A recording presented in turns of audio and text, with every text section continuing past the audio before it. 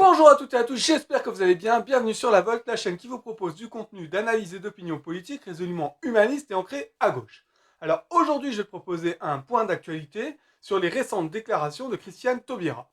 Le vendredi 17, elle a fait une vidéo pour exprimer le fait qu'elle envisageait de présenter sa candidature à l'élection présidentielle et qu'elle se prononcerait définitivement à la mi-janvier.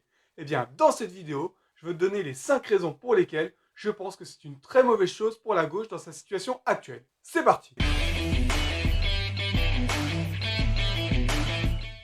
Alors la première raison pour laquelle je trouve que ce qui vient de se passer, c'est pas une très bonne nouvelle pour la gauche, c'est d'abord que ça vient rajouter au drama auquel on assiste.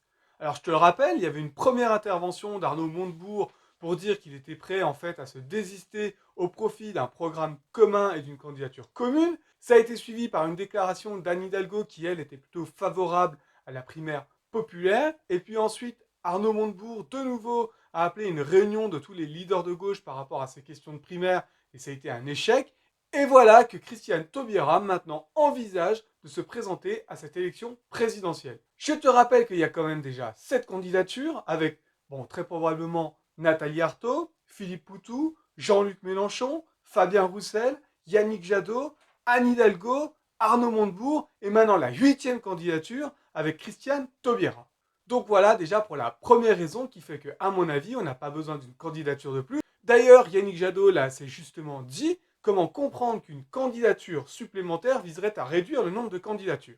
Je te donne maintenant la deuxième raison pour laquelle je pense que c'est une très mauvaise nouvelle pour la gauche. Eh bien, il faut le dire, Christiane Taubira, elle a quand même un héritage.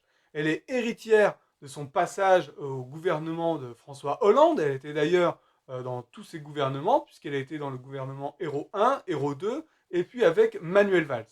Donc elle a quand même eu aussi pour collègue Emmanuel Macron. Et tout ça, on ne peut pas le nier, elle le porte avec elle. Valls, qui d'ailleurs s'est exprimé récemment pour dire que la gauche s'était fourvoyée sur les questions identitaires, chacun pourra apprécier.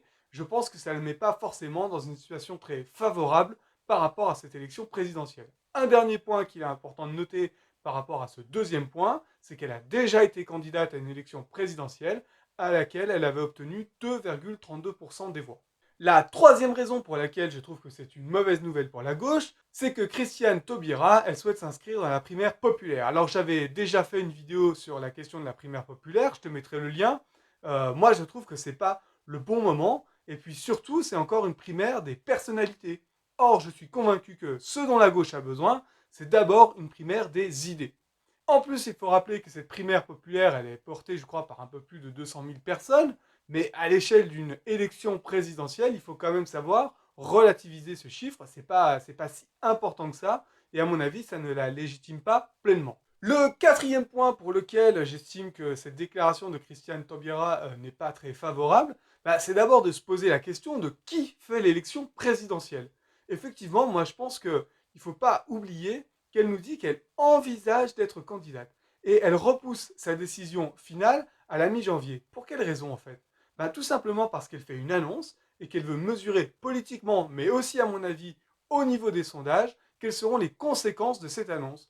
Alors évidemment, elle doit déjà se baser sur certains éléments. Il y avait un sondage IFOP qui disait que 55% des sympathisants de la gauche trouvaient qu'elle était compétente.